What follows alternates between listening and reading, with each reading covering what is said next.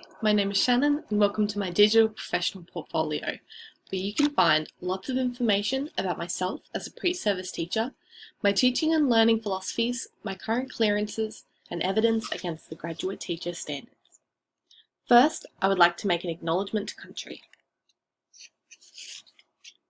I wish to acknowledge the traditional custodians of the land we stand on, the Whadjuk people. I wish to acknowledge and respect their continuing culture and the contribution they make to the life of this city and this region. I come from the small coastal city of Geraldton, just north of Perth, and went to a Catholic primary and secondary school.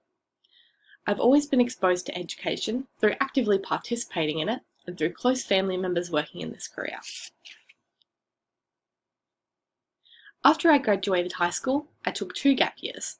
One so I could work to afford to move to Perth, and the other so I could pursue working in a primary school prior to going to university. In my second gap year, I studied to get my Cert 3 in education support and worked as a special needs and mainstream education assistant at a low socioeconomic, predominantly Aboriginal primary school, which allowed me to learn a lot of valuable skills to add to my professional toolkit and broaden my cultural understandings. I hold this experience very close to my heart, as it has pushed me to explore working in a low socioeconomic primary school like this, especially with culturally diverse students, as I want to make a real difference in their futures.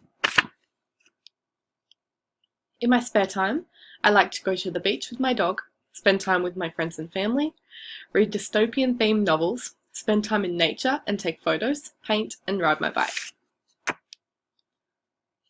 Currently, I'm studying full-time at Curtin University in the first semester of my Bachelor of Education primary degree.